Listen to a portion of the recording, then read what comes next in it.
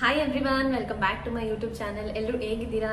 I hope ಎಲ್ಲರೂ ಕೂಡ ತುಂಬ ಚೆನ್ನಾಗಿದ್ದೀರಾ ಅಂತ. ಆ್ಯಂಡ್ ನಾನು ಕೂಡ ಚೆನ್ನಾಗಿದ್ದೀನಿ. ಈ ವರ್ಷದಿಂದ ಎಲ್ರಿಗೂ ತುಂಬ ಒಳ್ಳೇದಾಗಲಿ. ಸೊ ಒಳ್ಳೆಯವ್ರಿಗೆ ಒಳ್ಳೇದೇ ಆಗ್ತಾ ಇರಲಿ, ಕೆಟ್ಟವ್ರಿಗೂ ಕೂಡ ಒಳ್ಳೇದಾಗಲಿ. ಸೊ ಅವಾಗಲೇ ಒಳ್ಳೇದು ಅಂದರೆ ಏನು ಅಂತ ಎಲ್ಲರೂ ತಿಳ್ಕೊಳ್ತಾರೆ. ಆ್ಯಂಡ್ ಕೆಟ್ಟವರು ಕೂಡ ಒಳ್ಳೆಯವ್ರು ಆಗೋದು. ನನ್ನ ಲಾಸ್ಟ್ ವಿಡಿಯೋ ವಿಷನ್ ಬೋರ್ಡ್, ನನ್ನ last year vision board journey ಮಾಡಿದ್ದೀನಿ. ಸೊ ಹೋಗಿ ನೋಡಿ, ನಾನು ಎಕ್ಸ್ಪೀರಿಯನ್ಸ್ ಮಾಡಿರೋ ಅಂಥ ವಿಷಯಗಳು. ಸೊ ನೀವೇನು ಅನ್ಕೊಳ್ತೀರಾ ಅದನ್ನು ನೀವು ಸಾಧಿಸ್ಬೋದು, ಮಾಡ್ಬೋದು ಅನ್ನೋದಕ್ಕೆ ಒಂದು ಎಕ್ಸಾಂಪಲ್ಲು. ಚಿಕ್ಕ ಚಿಕ್ಕ ಡ್ರೀಮ್ಸಿಂದನೇ ಸ್ಟಾರ್ಟ್ ಮಾಡಿ, that's how you can work out on the big dreams. Okay, ಮತ್ತು ನನ್ನ ಮ್ಯಾನಿಫೆಸ್ಟೇಷನ್ ವಿಡಿಯೋ ಕೂಡ ಮಾಡಿದ್ದೀನಿ, ಹೋಗಿ ನೋಡಿ. ಎರಡನ್ನೂ ಡಿಸ್ಕ್ರಿಪ್ಷನಲ್ಲಿ ಹಾಕಿರ್ತೀನಿ ವಿಡಿಯೋ ಲಿಂಕ್, ಸೊ ಚೆಕ್ ಮಾಡಿ. ಸೊ ಇವತ್ತಿನ ವಿಡಿಯೋ ಏನಂದರೆ, ನಾನು ಮೇ ಬಿ ಲಾಸ್ಟ್ ಇಯರ್ ಅಂದರೆ 2024 ಡಿಸೆಂಬರ್ ಲಾಸ್ಟ್ ಇಯರ್ ವಿಡಿಯೋದಲ್ಲಿ ಹೇಳಿದ್ದೆ, ಬುಕ್ಸ್ ರಿವೀಲ್ ಮಾಡ್ತೀನಿ, ಯಾವ್ಯಾವ ಬುಕ್ ಓದ್ತಿದ್ದೀನಿ ನಾನು.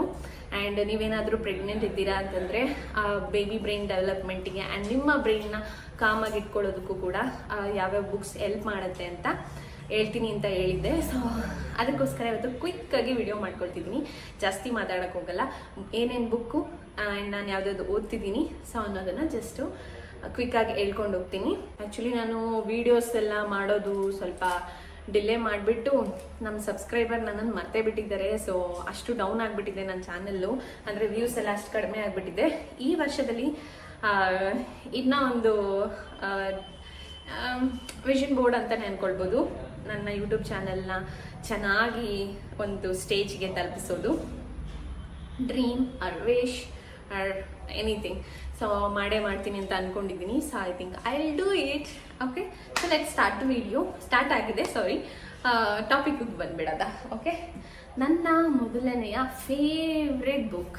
ಓಕೆ, ಬದುಕಿನ ಪಾಠ ಕಲಿಸೋದು, ಬದುಕಲ್ಲಿ ಏನು ಮಾಡಬೇಕು, ಏನು ಮಾಡಬಾರ್ದು, ಏನು ಸಿಚುವೇಶನ್ ಹೆಂಗೆ ಎದುರಿಸ್ಬೇಕು, ನಮ್ಮ ಸ್ವಂತದವರೇ ಆಗಲಿ ಹೊರಗ್ಲವರೇ ಆಗಲಿ, ಯಾರು ಯಾವ ಥರ ಇರ್ತಾರೆ, ನನಗೆ ಬದುಕಲ್ಲಿ ತುಂಬ ಲೆಸನ್ಸ್ಗಳನ್ನ ಕಲಿಸ್ಕೊಡ್ತಿರೋದು. ನೀವು ಯಾವ ಥರ ಇಮ್ಯಾಜಿನೇಷನ್ ಮಾಡ್ಕೊಳ್ತೀರಾ ಆ ಥರ ನಿಮಗೆ ಆ ಬುಕ್ಕು ಪಾಠ ಕಲಿಸುತ್ತೆ. That is Bhagavad Gita. Okay, Bhagavad Gita. ನಾನು ಇದನ್ನು 2023 ಎಂಡಿಂಗಲ್ಲಿ ಸ್ಟಾರ್ಟ್ ಮಾಡಿದ್ದು ಓದೋಕ್ಕೆ. ಆ್ಯಂಡ್ ಇನ್ನೂ ಓದ್ತಿದ್ದೀನಿ, ಇನ್ನೂ ಫಿನಿಶ್ ಮಾಡಿಲ್ಲ ಓದಿ.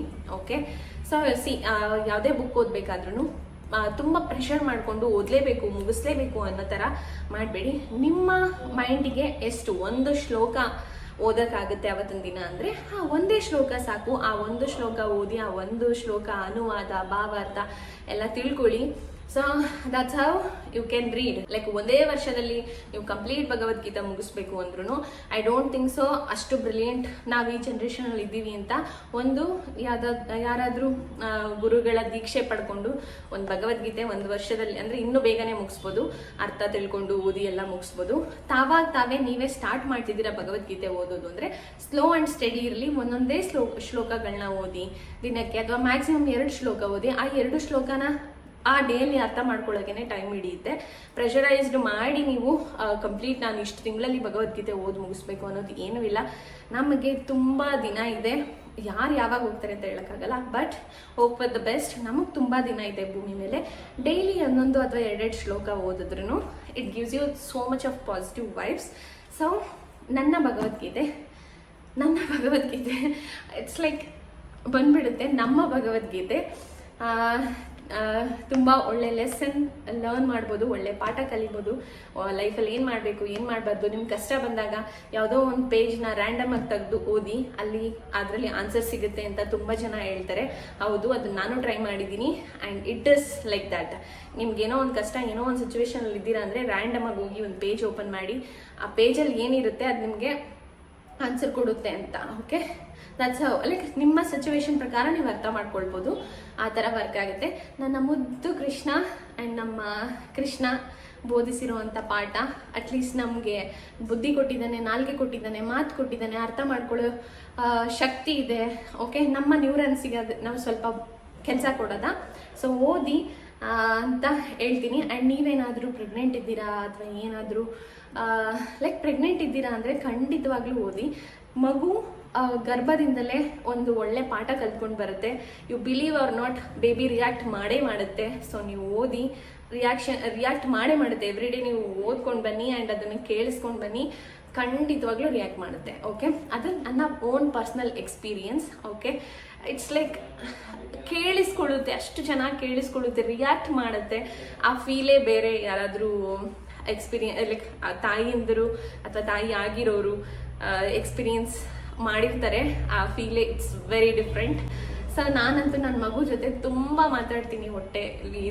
ಹೊಟ್ಟೆಯಲ್ಲಿರೋ ಮಗು ಜೊತೆನೇ ನಾನು ತುಂಬ ಮಾತಾಡ್ತೀನಿ. ಒಂದೊಂದ್ಸರಿ ಅದೇ ಅನ್ಕೊಳ್ಬಿಡ್ಬೇಕು, ನಮ್ಮಮ್ಮ ಏನು ಇಷ್ಟು ನನ್ನ ತಲೆ ತಿಂತಾರೆ ಅಂತ ಅಷ್ಟು ಮಾತಾಡ್ತೀನಿ. ಆ್ಯಂಡ್ ಅಷ್ಟು ಎಲ್ಲ ಬುಕ್ನು ನಾನು ಅದಕ್ಕೆ ಕೇಳಿಸೋ ಥರ ಜೋರಾಗಿ ಓದ್ತೀನಿ ಇವಾಗ, ಯಾಕಂದರೆ ಅದಕ್ಕೂ ಕೇಳಿಸ್ಲಿ ಅಂತ. ಆ್ಯಂಡ್ ಇದನ್ನು ಓದೋಕ್ಕೆ ರೂಲ್ಸ್ಗಳು ಹೇಳ್ಬಿಡ್ತೀನಿ. ಮನುಷ್ಯರಲ್ಲಿ ನಿಮಗೆ ಸತ್ವಗುಣ, ತಮೋ ಗುಣ, ರಜೋಗುಣ, ಈ ಥರ ಎಲ್ಲ ಮನುಷ್ಯರು ಕೂಡ ಅವೈಲಬಲ್ ಇರ್ತಾರೆ. ನೀವು ಯಾವ್ಯಾವ ಗುಣ ಇದ್ದೀರಾ ಏನು ಅಂತ ನಿಮಗೆ ಬಿಟ್ಟಿದ್ದು. ಓಕೆ, ನೀವು ಈಗ ನಾನ್ ವೆಜ್ ತಿಂದು ಓದಬಾರ್ದು, ಸ್ನಾನ ಮಾಡದೆ ಓದಬಾರ್ದು ಆ ಥರ ಅಲ್ಲ. ನಿಮಗೆ ಒಂದೇ ಫೀಲ್ ಇರಬೇಕು. ಏನಾದರೂ ಇರಲಿ, ನೀವು ನಾನ್ ವೆಜಿಟೇರಿಯನೋ ಎಲ್ಲರೂ ಈ ಬುಕ್ ಓದ್ಬೋದು. ಸೊ ಆ ಥರ ಏನಿಲ್ಲ. ಸೊ ಓದ್ತಿದ್ದೀರಾ ಅಂದರೆ ಒಂದು ಒಳ್ಳೆ ಮನಸ್ಸಿಟ್ಟು, ಕೃಷ್ಣನ ಮೇಲೆ ಭಕ್ತಿ ಇಟ್ಟು, ಕೃಷ್ಣನ ಮೇಲೆ ಪ್ರಜ್ಞೆ ಇಟ್ಟು ಓದಿ. ಕೃಷ್ಣ ಅನ್ನೋ ಹೆಸರಲ್ಲಿ ನಿಮಗೆಲ್ಲನೂ ಲೈಕ್ ಕೆಟ್ಟದಂತೂ ಆಗಲ್ಲ, ದೇವರಿಂದ ಒಳ್ಳೇದೇ ಆಗೋದು. ಓಕೆ, ಈ ಬುಕ್ ಬಗ್ಗೆ ಅಷ್ಟೇ ಜಾಸ್ತಿ ಮಾತಾಡಿದೆ ಅನ್ಸುತ್ತೆ. ಈ ಬುಕ್ ಬಗ್ಗೆ ನಂಗೆ ಅಷ್ಟು ಇಷ್ಟ ಈ ಬುಕ್ಕು, ಅದಕ್ಕೋಸ್ಕರ this is my favourite book. First reveal ಮಾಡ್ತಿದ್ದೀನಿ ಈ ಬುಕ್ನ, ಅದಕ್ಕೋಸ್ಕರ. ಓಕೆ, ನೀವು ಭಗವದ್ಗೀತೆನ ಯಾವ ರೂಲ್ಸ್ ಫಾಲೋ ಮಾಡಿ ಏನು ಮಾಡಿ ಓದ್ತೀರಾ ಗೊತ್ತಿಲ್ಲ, ಒಟ್ಟಿನಲ್ಲಿ ಓದಿ ತಿಳ್ಕೊಳ್ಳಿ. ಅದು ಎಲ್ಲರೂ ಓದಬೇಕು ಅಂತಲೇ ಇರೋ ಒಂದು ಬುಕ್, ಆಯಿತಾ. ಆ್ಯಂಡ್ ನಾನು ಎಕ್ಸ್ಪರ್ಟ್ ಅಲ್ಲ ಭಗವದ್ಗೀತೆ ಬಗ್ಗೆ ರೂಲ್ಸ್ ಆ್ಯಂಡ್ ರೆಗ್ಯುಲೇಷನ್ ಎಲ್ಲ ಹೇಳೋಕ್ಕೆ. ನಾನು ಓದ್ತಿದ್ದೀನಿ, ಇಟ್ಸ್ ಅಪ್ ಟು ಯು. ನೀವು ನಾನ್ ವೆಜ್ ತಿಂದು ಓದ್ತೀರಾ, ವೆಜ್ ಆಗಿ ಓದ್ತೀರಾ, ಇಟ್ಸ್ ಅಪ್ ಟು ಯು. ಒಟ್ಟಿನಲ್ಲಿ ಒಂದು ಒಳ್ಳೆ ಮನಸ್ಸಿಂದ, ಶುದ್ಧ ಮನಸ್ಸಿಂದ ಓದಿ. ಓಕೆ, ನೀವು ಔಟರ್ ಎಷ್ಟೇ ಶುದ್ಧವಾಗಿದ್ದು ಮನಸ್ಸಲ್ಲಿ ಶುದ್ಧ ಇಲ್ಲ ಅಂತಂದರೆ ಅದ್ರ ರಿಸಲ್ಟ್ ಏನೂ ಬರಲ್ಲ. ಮನಸ್ಸನ್ನ ಶುದ್ಧ ಇಟ್ಕೊಂಡು ಓದಿ. ಓಕೆ, ಇಷ್ಟೇ. ನೆಕ್ಸ್ಟ್ ಬಂದು ನನ್ನ ಪ್ರೆಗ್ನೆನ್ಸಿಯಲ್ಲಿ ಇನ್ನೊಂದು ಬುಕ್ಕು ನಾನು ಓದ್ತಿರೋದು. ನೀವು ಪ್ರೆಗ್ನೆಂಟ್ ಇರೋರೇ ಓದಬೇಕಂತಲ್ಲ, ಎಲ್ಲರೂ ಓದ್ಬೋದು. ಓಕೆ, ನಾನು ಇದನ್ನು ಓದ್ತಿದ್ದೀನಿ, ಶ್ರೀರಾಮಚರಿತ ಮಾನಸ. ಓಕೆ, ಇದು ನಮ್ಮ ಆಂಜನೇಯ, ನಮ್ಮ ಹನುಮ, ಸೊ ಅವ್ರ ಬಗ್ಗೆ ಇರೋವಂಥದ್ದು. ನಾನಿನ್ನ ಡೀಟೇಲ್ಡಾಗಿ ಬುಕ್ಕು ಕಂಪ್ಲೀಟ್ ಓದಿಲ್ಲ, ಸ್ವಲ್ಪ ಓದಿದ್ದೀನಿ ಅಷ್ಟೇ. ಅದಕ್ಕೋಸ್ಕರ ನಾನು ಡೀಟೇಲ್ಡಾಗಿ ಏನೂ ಎಕ್ಸ್ಪ್ಲೈನ್ ಮಾಡ್ತಿಲ್ಲ.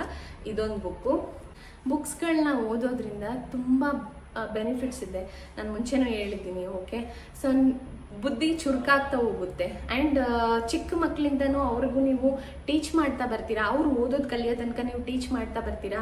ಆ್ಯಂಡ್ ಮಗು ಹೊಟ್ಟೆಯಲ್ಲಿದೆ ಅಂದಾಗ ಒಂದು ಗರ್ಭ ಸಂಸ್ಕಾರದ ರೀತಿ ನೀವು ಬುಕ್ಗಳನ್ನ ಅದಕ್ಕೆ ಓದಿ ತಿಳಿಸ್ತೀರಾ ಅಂದರೆ ಮಗು ಅಲ್ಲಿಂದನೂ ಕಲ್ತ್ಕೊಳ್ಳೋಕೆ ಸ್ಟಾರ್ಟ್ ಮಾಡುತ್ತೆ. Okay, that's why I say read the book. ನೀವು ದೊಡ್ಡವರೋ ಚಿಕ್ಕವರೋ ಮಕ್ಕಳಾದರೆ ಟೀಚ್ ಮಾಡಿ, ಹೇಳ್ಕೊಡಿ. ಓಕೆ, ನೆಕ್ಸ್ಟ್ ಬಂದು ನನ್ನ 3ನೇ ಬುಕ್ಕು ಶಿವಪುರಾಣ. ಇದು ನಮ್ಮ ಶಿವ ಬಗ್ಗೆ. ಸೊ ಇದನ್ನು ಕೂಡ ಅಷ್ಟೇ ನಾನು ಓದ್ತಿದ್ದೀನಿ. ಆ್ಯಂಡ್ ನಾನು ಕಂಪ್ಲೀಟ್ ಬುಕ್ಕು ಓದಿ ಮುಗಿಸಿಲ್ಲ, ಅದಕ್ಕೋಸ್ಕರ ನಾನು ಡೀಟೇಲ್ಡಾಗಿ ಎಕ್ಸ್ಪ್ಲೈನ್ ಮಾಡಲ್ಲ. ಶಿವಪುರಾಣ ಇದು ಕೂಡ ತುಂಬ ಕಲ್ತ್ಕೊಳ್ಳೋದಿದೆ. ನಾನು ಓದಿರೋ ಅಷ್ಟು ಹೇಳ್ತಿರೋದು, ತುಂಬ ಕಲ್ತ್ಕೊಳ್ಳೋದಿದೆ. ಆ್ಯಂಡ್ ಲೈಫಲ್ಲಿ ಹೇಗಿರಬೇಕು ಅನ್ನೋದನ್ನ ಈ ಬುಕ್ ಕೂಡ ತಿಳಿಸ್ಕೊಡುತ್ತೆ. ನೆಕ್ಸ್ಟ್ ರಾಮಾಯಣ ಯಾರಿಗೂ ಗೊತ್ತಿಲ್ಲ. ಸೊ ಐ ಥಿಂಕ್ ಎಲ್ರಿಗೂ ಗೊತ್ತಿರುತ್ತೆ. ಒಂದು ಬೇಸಿಕ್ ಸ್ಟೋರಿ ಆದರೂ ರಾಮಾಯಣದ ಬಗ್ಗೆ ಗೊತ್ತಿರುತ್ತೆ. ನನಗೆ ಕಂಪ್ಲೀಟಾಗಿ ಓದಬೇಕು ಅಂತ ಅನಿಸಿ ತಗೊಂಡಿರುವಂಥದ್ದು. ಇದನ್ನು ಕೂಡ ಓದ್ತಿದ್ದೀನಿ. ಇದನ್ನು ಅಷ್ಟಾಗಿ ನಾನು ಸ್ಟಾರ್ಟ್ ಮಾಡಿಲ್ಲ, ಸ್ಟಾರ್ಟ್ ಮಾಡಬೇಕು. ಬಟ್ ಈ ಸ್ಟೋರಿ ನನಗೆ ಗೊತ್ತು, ತಿಳ್ಕೊಂಡಿದ್ದೀನಿ. ಎಷ್ಟು ಅಟ್ಲೀಸ್ಟು ಕೇಳಿ ಅಥವಾ ನೋಡಿ ತಿಳ್ಕೊಂಡಿದ್ದೀನಿ. ಸೊ ಇದೊಂದು ಬುಕ್ಕು ರಾಮಾಯಣ. ಓಕೆ, ನೆಕ್ಸ್ಟ್ ಬಂದರೆ ನಮ್ಮ ಕೃಷ್ಣ. ಓಕೆ, ನಮ್ಮ ಕೃಷ್ಣದು ಇದು ಬಾಲಕೃಷ್ಣ ಅವ್ರದ್ದು ಲೀಲೆಗಳು, ಪುಟಾಣಿ ಇದ್ದಾಗ ಕೃಷ್ಣ ಲೀಲೆಗಳು ಬೆಳೀತಾ ಯಾವ ಥರ ಲೈಕ್ ಒಂದು ಅವ್ರ ಲೈಫ್ ಅವ್ರ ಲೈಫಲ್ಲಿ ಆಗೋ ಅಪ್ಸ್ ಆ್ಯಂಡ್ ಡೌನ್ ಸ್ಟೇಜಸ್ ಎಲ್ಲ ಕೂಡ ಅವ್ರದ್ದು ಬಾಲ್ಯದ ಡೀಟೇಲ್ಸ್ ಎಲ್ಲ ಇದರಲ್ಲಿ ಇರುತ್ತೆ. ದರ್ ಇಸ್ ಅ ಲಾಟ್ ತಿಳ್ಕೊಳ್ಳೋದು ಬಾಲಕೃಷ್ಣನ ಬಗ್ಗೆ. ಅದಾದಮೇಲೆ ಮಹಾಭಾರತ, ಮಧ್ಯ ಮಧ್ಯ ತುಂಬ ಇದೆ, ರಾಧಾಕೃಷ್ಣ ಇವ್ರ ರಿಲೇಶನ್ಶಿಪ್, ಸೊ ಎಲ್ಲಾನು ಕೂಡ ಕೃಷ್ಣ ಅನ್ನೋ ಬುಕ್ಕಲ್ಲಿ ನಿಮಗೆ ತುಂಬ ಇದೆ ತಿಳ್ಕೊಳ್ಳೋದು. ನಾನು ಇದನ್ನು ಓದ್ತಿದ್ದೀನಿ. ಆ್ಯಂಡ್ ನೆಕ್ಸ್ಟ್ ಬಂದು ಈಗ ಅದೆಲ್ಲ ಸ್ವಲ್ಪ ಡಿವೋಷನಲ್ ಬುಕ್ಸ್ ಇತ್ತು, ಓಕೆ, ದೇವ್ರದ್ದು. ಇನ್ನು ನೆಕ್ಸ್ಟ್ ಬೇರೆ ಬುಕ್ಸು ಇದೆ. ನೆಕ್ಸ್ಟ್ ಬುಕ್ ಬಂದು ಸೀಕ್ರೆಟ್. ಈ ಬುಕ್ ಬಗ್ಗೆ ನಾನು ಮ್ಯಾನಿಫೆಸ್ಟೇಷನ್ ವಿಡಿಯೋದಲ್ಲಿ ತಿಳಿಸಿದ್ದೀನಿ. ಇದನ್ನು ಕಂಪ್ಲೀಟಾಗಿ ಓದಿ ಮುಗಿಸಿದ್ದೀನಿ and it is very good. ಓದಿ. ಮ್ಯಾನಿಫೆಸ್ಟೇಷನ್ ಬಗ್ಗೆ ಕಂಪ್ಲೀಟ್ ಒಂದು ಬುಕ್ ಓದ್ಬೇಕು ಅನ್ಕೊಂಡಿದ್ದೀನಿ, ಹೊಸ ಬುಕ್ ಯಾವುದಾದ್ರೂ, ಅಥವಾ ಅಟೋಮಿಕ್ ಹ್ಯಾಬಿಟ್ಸ್ ಅಂತ ಇನ್ನೊಂದು ಬುಕ್ ಇದೆ, ಅದನ್ನ ಓದ್ಬೇಕಂತ ಅನ್ಕೊಂಡಿದ್ದೀನಿ. ನೋಡೋದ ಯಾವ್ದು ತಗೊಳ್ತೀನಿ, ಯಾವ್ದು ಓದ್ತೀನಿ ಈ ವರ್ಷ. ಒಂದು ಏನು ಗೊತ್ತಾ, ಆ ಬುಕ್ಸು ಇರಬೇಕು ಮನುಷ್ಯನಿಗೆ ಡೇ ಟು ಡೇ ಲೈಫಲ್ಲಿ ಮೋಟಿವೇಟ್ ಮಾಡುವಂಥ ಒಂದು ಏನು ಹೇಳ್ತಾರೆ, ನಮಗೆ ಅರ್ಥ ಆಗುವಂಥ ನಾರ್ಮಲ್ ಭಾಷೆಗಳು, ಪದಗಳು, ಈ ಥರದ್ದು ಬುಕ್ಸ್ಗಳು ಕೂಡ ಓದಬೇಕು. ಸೊ ಯಾಕಂದರೆ ಅದರಲ್ಲಿ ನಮಗೆ ಅರ್ಥ ಆಗೋ ಥರ ಈಸಿಯಾಗಿ ಅರ್ಥ ಮಾಡ್ಕೊಳ್ಬೋದು. ಈಗ ನಾವು ಡಿವೋಷನಲ್ ಬುಕ್ ತೊಗೊಂಡ್ರೆ ಸ್ವಲ್ಪ ಶ್ಲೋಕ, ಸಂಸ್ಕೃತ, ಸೊ ಈ ಥರ ವರ್ಡ್ಸ್ ಎಲ್ಲ ಜಾಸ್ತಿ ಯೂಸ್ ಮಾಡಿರೋದ್ರಿಂದ ಏನಾಗುತ್ತೆ, ನಮ್ಗೆ ಅಷ್ಟು ಬೇಗ ಕ್ಯಾಚ್ ಮಾಡೋಕ್ಕಾಗಲ್ಲ ಶ್ಲೋಕದ ಅರ್ಥ ಏನು ಎತ್ತ ಅಂತ. ಓಕೆ, ಅದೇ ನಿಮಗೆ ಡೇ ಟು ಡೇ ಲೈಫಲ್ಲಿ ಯೂಸ್ ಆಗುವಂಥ ಬುಕ್ಸ್ಗಳನ್ನು ಕೂಡ ಓದಬೇಕು. ನಾರ್ಮಲ್ ವರ್ಡ್ಸ್ ಯೂಸ್ ಮಾಡಿ ಬುಕ್ಗಳನ್ನ ಬರೆದಿರ್ತಾರೆ. ಲೈಕ್ ನಾವು ಹೆಂಗೆ ಈಗ ಮಾತಾಡ್ತೀವಿ, ನಾರ್ಮಲ್ ಕಾಮನ್ ಆಗಿ ಕಮ್ಯುನಿಕೇಟ್ ಮಾಡ್ತೀವಿ, ಆ ಥರದಲ್ಲೂ ಬುಕ್ಗಳು ಸಿಗುತ್ತೆ. ಅದನ್ನ ವರ್ಷದಲ್ಲಿ ಒಂದು ಬುಕ್ ಆದರೂ ಓದಿ ಅಂತ ಅಷ್ಟೇ. ಅಟಾಮಿಕ್ ಹ್ಯಾಬಿಟ್ಸ್ ತಗೊಂಡ್ರೆ ಪಕ್ಕ ಹೇಳ್ತೀನಿ. ಓಕೆ, ನೆಕ್ಸ್ಟ್ ಬಂದು ಮಾಯಾಲೋಕ. ಇದು ನಮ್ಮ KP ಪೂರ್ಣಚಂದ್ರ ತೇಜಸ್ವಿ. ಇದನ್ನು ನಾನು ಓದಿ ಮುಗಿಸಿದ್ದೀನಿ. ಇದು ನನ್ನ ಬುಕ್ ಕಲೆಕ್ಷನಲ್ಲಿ ಒಂದು, ಅದಕ್ಕೋಸ್ಕರ ಇಟ್ಟಿದ್ದೀನಿ. ಓದಿ ಸಕ್ಕತ್ತಾಗಿದೆ. ಓಕೆ, ಇದೊಂದು. ಆ್ಯಂಡ್ ನೆಕ್ಸ್ಟ್ ಬಂದು ಇನ್ನೊಂದು ಬುಕ್ಕು, ಅದು ನನ್ನ ಫ್ರೆಂಡ್ ಹತ್ರ ಇದೆ. ಇದು ನೇಮ್ ಬಂದು ನಾಯಿ ನೆರಳು ಅಂತ, SL ಭೈರಪ್ಪ ಅಂದ್ಕೊಳ್ತೀನಿ, ಬರ್ದಿರೋದು. ಆ ಬುಕ್ ಎಷ್ಟು ಚೆನ್ನಾಗಿದೆ ಅಂದರೆ, ನೀವು ಪುನರ್ಜನ್ಮ ನಂಬಲ್ಲ. ಪುನರ್ಜನ್ಮ ಬಗ್ಗೆ ಲೈಕ್ ನಿಮ್ಮ ಕರ್ಮ, ಆ ಕರ್ಮನ ಕ್ಲಿಯರ್ ಮಾಡ್ಕೊಳ್ಳೋಕ್ಕೆ ಮತ್ತೆ ಪುನರ್ಜನ್ಮ, ಆ ಥರ ಜನ್ಮ ಏನು ಪಡಿತೀರಾ ಕರ್ಮಗಳನ್ನ ಕ್ಲಿಯರ್ ಮಾಡೋಕ್ಕೆ ಅಂತ ಒಂದು ಬುಕ್ ಇದೆ. ಓಕೆ, ನಾಯಿ ನೆರಳು ಅಂತಂತ ಏನಕ್ಕೆ ಅಂದರೆ, ನಾನು ಅರ್ಥ ಮಾಡ್ಕೊಂಡಿರೋ ವೇಯಲ್ಲಿ ಹೇಳ್ತೀನಿ. ನಾಯಿ ನೆರಳು ಅಂತಂದರೆ ನಿಮ್ಮನ್ನ ಕರ್ಮ ಯಾವತ್ತೂ ಬಿಡಲ್ಲ, ಫಾಲೋ ಮಾಡೇ ಮಾಡುತ್ತೆ. ಅದು ಈ ಜನ್ಮದಲ್ಲಿ ಕ್ಲಿಯರ್ ಆಗಿಲ್ಲ ಅಂದರೆ ನೆಕ್ಸ್ಟ್ ಜನ್ಮಕ್ಕೂ ಕಂಟಿನ್ಯೂ ಆಗುತ್ತೆ. It's never going to end karma. Okay, ಅದು ಒಳ್ಳೆ ಕರ್ಮ ಅನ್ನೋದು ಕೆಟ್ಟದ್ದಲ್ಲ, ಒಳ್ಳೆ ಕರ್ಮನೂ ಇದೆ, ಕೆಟ್ಟ ಕರ್ಮನೂ ಇದೆ. ಓಕೆ, ಆ ಥರ. So karma can be good or bad, but ನಿಮ್ಮನ್ನ ಎವ್ರಿ ಲೈಫಲ್ಲೂ ಫಾಲೋ ಮಾಡುತ್ತೆ ಕರ್ಮ ಅನ್ನೋದು. ಓಕೆ, ನಾಯಿ ನೆರಳು, ಆ ಬುಕ್ ಬಗ್ಗೆ ನಿಮಗೆ ಡೀಟೇಲ್ ವಿಡಿಯೋ ಬೇಕು ಅಂದರೆ ಕಮೆಂಟ್ ಮಾಡಿ ತಿಳಿಸ್ಕೊಡ್ತೀನಿ. ಆದರೆ ಪರ್ಸ್ನಲಿ ಹೇಳೋದು, ಬುಕ್ ಪರ್ಚೇಸ್ ಮಾಡಿ ನಾಯಿ ನೆರಳನ್ನ ಓದಿ. It is very nice. Okay, ಅಷ್ಟೇ ಹೇಳ್ಬೋದು. ಆ್ಯಂಡ್ ನೆಕ್ಸ್ಟ್ ಬಂದು ನನ್ನ ಬುಕ್ ಅಂದರೆ ಏನು ಗೊತ್ತಾ, ನೀವು ಬರೆದು ಲೈಕ್ ಸ್ಪಾನ್ಸರ್ಡ್ ಮಾಡಿರೋ ಬುಕ್ ಅಲ್ಲ. ನನ್ನ ಬುಕ್ಕು ಅಂದರೆ ನಿಮ್ಮ ಡೇ ಟು ಡೇ ಲೈಫಲ್ಲಿ ಏನಾಯಿತು ಬಿಡ್ತು ಅನ್ನೋದನ್ನ ಒಂದು ನೋಟ್ ಮಾಡ್ಕೊಳ್ಳೋ ಹ್ಯಾಬಿಟ್ಸು ಎಲ್ರಿಗೂ ಇರಬೇಕು. ನನಗೂ ಇತ್ತು, ಮಧ್ಯದಲ್ಲಿ ಬಿಟ್ಟಿದ್ದೀನಿ, ಮತ್ತೆ ಸ್ಟಾರ್ಟ್ ಮಾಡಬೇಕು. ಸೊ ಇದು ನನ್ನ ಬುಕ್ಕು, ನಾನು ಬರೆದಿದ್ದೀನಿ. ಸೊ ಒಂದಷ್ಟು, ಆಮೇಲೆ ಮಧ್ಯ ಸ್ಟಾಪ್ ಮಾಡಿದ್ದೀನಿ. ಯಾವಾಗ ನಾನು ಪ್ರೆಗ್ನೆಂಟ್ ಆದಮೇಲೆ ಸ್ಟಾಪ್ ಮಾಡಿರೋದು ಈ ಹ್ಯಾಬಿಟ್ ಬುಕ್ ಬರೆಯೋಕ್ಕೆ. ಸ್ಟಾರ್ಟಿಂಗ್ ಒಂದು 3-4 ತಿಂಗಳು ನನಗೆ ಟಯರ್ಡ್ ಇರ್ತಿತ್ತು, ಮೂಡ್ ಇರ್ತಿರ್ಲಿಲ್ಲ ಬರೀಲಿಕ್ಕೆ. ಸೊ ಆ ಥರ ಇಟ್ಸ್ ಲೈಕ್ ಅಗೈನ್ ನಾನು ಹೇಳ್ತಿದ್ದೀನಿ, ನೀವು ಡೈಲಿ ಡೇ ಟು ಡೇ ಲೈಫ್ದು ಬುಕ್ ಫಾಲೋ ಮಾಡಬೇಕಂದ್ರೆ ಪ್ರೆಷರ್ ತಗೊಂಡು ಯಾವುದೇ ಕೆಲಸನೂ ಮಾಡಬೇಡಿ. ಬರೀಲೇಬೇಕು, ಅಯ್ಯೋ ಮಿಸ್ ಮಾಡಿಬಿಟ್ಟೆ, ಈ ಥರ ಬೇಡ. ಟೈಮ್ ಇದೆಯಾ, ಬರೀರಿ. ಆ್ಯಂಡ್ ಇಂಟ್ರೆಸ್ಟ್ ಇಲ್ವಾ, ಇಂಟ್ರೆಸ್ಟ್ ಬರೋ ಥರ ನೀವು ಮಾಡ್ಕೋಬೇಕು. ಹೇಗೆ, ಒಂದು ಮೋಟಿವೇಟ್ ಮಾಡೋಕ್ಕೆ ನಿಮ್ಮ ಕಣ್ಮುಂದೆ ಒಂದು ಆಬ್ಜೆಕ್ಟು, ಒಂದು ಫೋಟೋ, ಏನೋ ಒಂದು ಇರಬೇಕು. ಓಕೆ, ಒಂದು ಆಬ್ಜೆಕ್ಟ್ ಇಟ್ಕೊಂಡಿದ್ದೀರಾ, ಆ ಆಬ್ಜೆಕ್ಟ್ ನೋಡಿದಾಗ ನಂಗೆ ಇದು ಬರೀಬೇಕು ಅಂದರೆ ನಿಮ್ಮನ್ನ ಏನು ಮೋಟಿವೇಟ್ ಮಾಡುತ್ತೆ ಆ ಥಿಂಗ್ಸ್ಗಳು ನಿಮ್ಮ ಸರೌಂಡಿಂಗ್ ಇದ್ದರೆ ಆಟೋಮೆಟಿಕಲಿ ನೀವು ಇದೆಲ್ಲ ಹ್ಯಾಬಿಟ್ಸ್ನು ಫಾಲೋ ಮಾಡ್ತೀರಾ. ಇದ್ರ ಬಗ್ಗೆ ಎಲ್ಲ ನಾನು ಮುಂದೆ ಬರೋ ವೀಡಿಯೋಸ್ಗಳಲ್ಲಿ ತಿಳಿಸ್ತೀನಿ. ಓಕೆ, ನಮಗೆ ಇಂಟ್ರೆಸ್ಟ್ ಇಲ್ದಿರೋ ವಿಷಯದ ಬಗ್ಗೆ ಇಂಟ್ರೆಸ್ಟ್ ಯಾವ ಥರ ಬರ್ಸ್ಕೊಳ್ಬೇಕು ಅಂತ. ಓಕೆ, ನಾನು ಖಂಡಿತವಾಗ್ಲೂ ತಿಳಿಸ್ತೀನಿ. ಸೊ ಇದೊಂದು ನನ್ನ ಬುಕ್ಕು. ಸೊ ಎಲ್ಲರೂ ಯಾವ ಬುಕ್ ಓದ್ತಿರೋ ಬಿಡ್ತಿರೋ, ನಿಮ್ಮ ಬುಕ್ಕು ಅನ್ನೋದು ಒಂದು ಇರಲಿ. ಓಕೆ, ನಿಮ್ಮ ಲೈಫಲ್ಲಿ ಇಂಪಾರ್ಟೆಂಟ್ ಪಾಯಿಂಟ್ಸ್ನ ನೋಟ್ ಮಾಡ್ಕೊಳ್ತಾ ಬನ್ನಿ. ಇದಾಯಿತು, ಇದು ಬಿಡ್ತು, ನಿಮ್ಗೆ ಅರ್ಥ ಆಗೋ ಥರ, ಬೇರೆಯವ್ರಿಗೆ ಅರ್ಥ ಆಗಬೇಕು ಅಂತೇನಿಲ್ಲ, ಶಾರ್ಟ್ ಫಾರ್ಮಲ್ಲಿ ನಿಮ್ಗೆ ಅರ್ಥ ಆಗೋ ಥರ ನೋಟ್ ಮಾಡಿ ಹಿಂದೆ ಒಂದಿನ ಅದೆಲ್ಲ ಹೋಗಿ ನೋಡಿದಾಗ ಇಷ್ಟು ಸ್ಟೆಪ್ನ ನಾನು ದಾಟಿದ್ದೀನಿ, ಇಷ್ಟು ಕಷ್ಟನ ನಾನು ದಾಟಿದ್ದೀನಿ, ಅಥವಾ ಇಷ್ಟು ಸುಖಗಳನ್ನ ನಾನು ದಾಟಿದ್ದೀನಿ, ಅಥವಾ ಇಷ್ಟು ಪಡ್ಕೊಂಡಿದ್ದೀನಿ ಲೈಫಲ್ಲಿ, ಇಷ್ಟು ಲೆಸನ್ ಕಲ್ತಿದ್ದೀನಿ.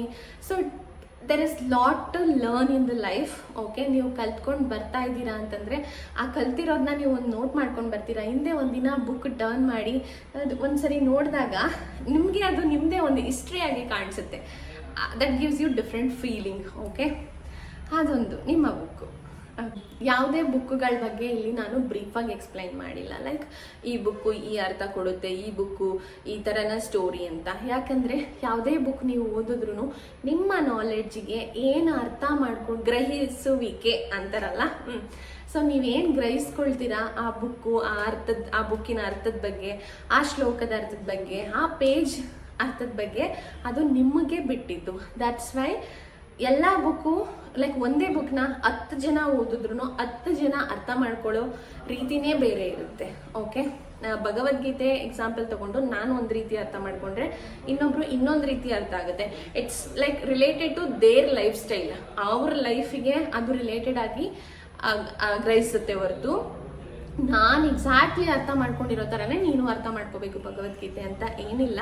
ಬಟ್ ಬೇಸಿಕ್ ಟಾಪಿಕ್ಸ್ಗಳನ್ನ ಬೇಸಿಕ್ ಪಾಯಿಂಟ್ಸ್ ಐ ಥಿಂಕ್ ಎಲ್ರಿಗೂ ಅರ್ಥ ಆಗಿರುತ್ತೆ. ಭಗವದ್ಗೀತೆ ಯಾವಾಗ ಎಲ್ಲಿ ಬೋಧನೆ ಮಾಡಿದ್ದು? ಭಾರತ ನಡಿಬೇಕಾದ್ರೆ ಕೃಷ್ಣ ಅರ್ಜುನನ್ಗೆ ಬೋಧನೆ ಮಾಡಿದ್ದು. ಓಕೆ, ಆ ಟೈಮಲ್ಲಿ ಸೊ ಈ ಥರ ಪಾಯಿಂಟ್ಸು ಲೈಕ್ ಕಾಮನ್ ಆಗಿರೋದು ಎಲ್ರಿಗೂ ಅರ್ಥ ಆಗಿರುತ್ತೆ. ಬಟ್ ಒಳಗೆ ಇಳಿದು ನೋಡಿದಾಗ ಡಿಫ್ರೆಂಟ್ ಮೀನಿಂಗ್ಸ್, ಒಂದೊಂದು ಶ್ಲೋಕ ಕೊಡೋದು ಕೂಡ ಒಬ್ಬೊಬ್ಬರು ಲೈಫಲ್ಲಿ ಒಂದೊಂದು ಥರ ಅನ್ವಯ ಆಗುತ್ತೆ. ಓಕೆ, ಒಂದ್ಸರಿ ನನ್ನ ಬುಕ್ಸ್ನೆಲ್ಲ ಈ ಥರ ಇಟ್ಬಿಟ್ಟು ತೋರಿಸ್ತೀನಿ. ಓಕೆ, ನನ್ನ ಹತ್ರ ಆದರೆ ನನ್ನ ಬುಕ್ಕು ಅನ್ನೋದು ಸುಮಾರು ಇದ್ದಾವೆ. ನನ್ನ ಬುಕ್ ಅಂದರೆ ನೋಟು ಒಂದೊಂದಕ್ಕೊಂದೊಂದು ವಿಷನ್ ಬೋರ್ಡ್ ಒಂದಿಟ್ಟಿದ್ದೆ, ಮ್ಯಾನಿಫೆಸ್ಟೇಷನ್ ಒಂದು, ಹಾಗೆ ಈ ಥರ ಡೇ ಟು ಡೇ ಲೈಫ್ದು, ನಾನು ಎಕ್ಸ್ಪೆನ್ಸ್ ಬುಕ್ ಒಂದು, ಕಮಿಟ್ಮೆಂಟ್ಸ್ ಬುಕ್ ಒಂದು, ಈ ಥರ ಹೋದರೆ ಬುಕ್ಸ್ ತುಂಬ ಇದೆ ಆ ಥರ ಇಟ್ಕೊಂಡಿರೋದು. ಬಟ್ ಮೇನ್ ಬುಕ್ಸ್ಗಳು ಸೊ ಇಷ್ಟು ಬುಕ್ಸ್ ಇದೆ ನನ್ನ ಹತ್ರ. ಓಕೆ, ಲೈಕ್ ಇಷ್ಟು. ಆಮೇಲೆ ಇದೆಲ್ಲ ನೋಡಿ ಡೌಟ್ ಬರ್ಬೋದು, ಇಷ್ಟೆಲ್ಲ ಬುಕ್ ನಿಜವಾಗ್ಲೂ ಓದ್ತೀರಾ, ಏನು ಮಾಡ್ತೀರಾ ಅಂತ. ಸೊ ಅಷ್ಟೆಲ್ಲ ಬುಕ್ಸ್ನೂ ಓದ್ತೀನಿ. ಅಂದರೆ ಒಂದೇ ದಿನ ಎಲ್ಲ ಬುಕ್ಸ್ನೂ ಓದಬೇಕಂತಲ್ಲ, ಒಂದು ವಾರದಲ್ಲಿ ನಿಮ್ಗೊಂದು ಶೆಡ್ಯೂಲ್ ಇರುತ್ತೆ ಅಂದ್ಕೊಳ್ಳಿ. ಓಕೆ, ಒಂದು ದಿನದಲ್ಲಿ 2 ಲೆಸನ್ ಲರ್ನ್ ಮಾಡ್ಬೋದು. ಬೆಳಗ್ಗೆ ಒಂದು ಓದಿ, ಸಂಜೆ ಒಂದು ಓದಿ, ಆ ಥರ. ಓಕೆ, ಈಗ ಸ್ಕೂಲ್ಗೆ ಹೋಗ್ಬೇಕಾದ್ರೆ ಒಂದು ದಿನದಲ್ಲಿ ನಮಗೆ 6 ಸಬ್ಜೆಕ್ಟು 6 ಟೀಚರ್ ಬಂದು 1 ಅವರ್ ಕ್ಲಾಸ್ ತಗೊಳ್ತಿದ್ದಾಗ ನಮಗೆ ಕನ್ಫ್ಯೂಷನ್ ಆಗ್ತಿರ್ಲಿಲ್ಲ ಅಲ್ವಾ? ಜಸ್ಟ್ ಲೈಕ್ ದ್ಯಾಟ್ ಆ ಟೈಮ್ ಪೀರಿಯಡ್ನ ನೀವು ಸೆಟ್ ಮಾಡಿಕೊಂಡು ಎಲ್ಲ ಬುಕ್ಕನ್ನು ಕೂಡ 1 ವರ್ಷದಲ್ಲಿ ಸ್ಟಡಿ ಮಾಡ್ತಾ ಹೋಗ್ಬೋದು. ಅಷ್ಟೇ ನಾನು ಕೂಡ ಫಾಲೋ ಮಾಡೋದು, ನನ್ನದೊಂದು ಟೈಮ್ ಟೇಬಲ್ನ ಫಾಲೋ ಮಾಡ್ಕೊಳ್ಳೋದು. ಸದ್ಯಕ್ಕೆ ಈ ವರ್ಷದಲ್ಲಿ ಇನ್ನೂ ನನ್ನ ಟೈಮ್ ಟೇಬಲ್ ಸ್ಟಾರ್ಟ್ ಆಗಿಲ್ಲ. ವಿಷನ್ ಬೋರ್ಡ್ ಬರೀಬೇಕು, ಸ್ವಲ್ಪ ಬ್ಯುಸಿ ಇರೋದ್ರಿಂದ ಇನ್ನೂ ಮಾಡಿಲ್ಲ. ವಿಷನ್ ಬೋರ್ಡ್ನ ಕ್ರಿಯೇಟ್ ಮಾಡೋದಕ್ಕೆ it's not going to be late. ಈ ಅರ್ಲಿ ಮಂತ್ಸಲ್ಲಿ ಮಾಡೋದು ಇಟ್ಸ್ ಬೆಟರ್. ಈ ಮಂತಲ್ಲಿ ನೀವು ಯಾವಾಗಾದರೂ ಕ್ರಿಯೇಟ್ ಮಾಡಿ ವಿಷನ್ ಬೋರ್ಡು, ಟೈಮ್ ಇದೆ. ಈವನ್ ಮ್ಯಾನಿಫೆಸ್ಟೇಷನ್ ಬುಕ್ ಕೂಡ ಅಷ್ಟೇ, ಈ ವರ್ಷದ ಮ್ಯಾನಿಫೆಸ್ಟೇಷನ್ ಕೂಡ ನೀವು ಯಾವಾಗ ಬೇಕಂದ್ರೂ ಬರ್ಕೋಬೋದು. ಓಕೆ, ಸೊ ನೋಡೋದಾ ಮುಂದೆ ಬರೋ ವೀಡಿಯೋಸಲ್ಲಿ ಡೀಟೇಲ್ ಆಗಿ ತಿಳಿಸ್ತೀನಿ. ಈ ವಿಡಿಯೋದಲ್ಲಿ ನಾನು ಬುಕ್ ಬಗ್ಗೆ ಹೇಳಿ ಮುಗಿಸಿದ್ದೀನಿ. Thank you so much everyone for watching this video. ನಿಮ್ಗೆ ಯಾರಿಗೇನಾದರೂ ಈ ವಿಡಿಯೋದಲ್ಲಿ ತಪ್ಪಾಗಿ ಅನಿಸಿದ್ರೆ ಪ್ಲೀಸ್ ಕಮೆಂಟ್ ಮಾಡಿ, ಅದನ್ನು ನಾನು ತಿದ್ಕೊಳ್ತೀನಿ ಅಂತ ಹೇಳ್ತಾ ಈ ವಿಡಿಯೋ ಇಲ್ಲಿಗೆ ಮುಗಿಸ್ತಿದ್ದೀನಿ. So thank you everyone for watching this video. Bye everyone, take care.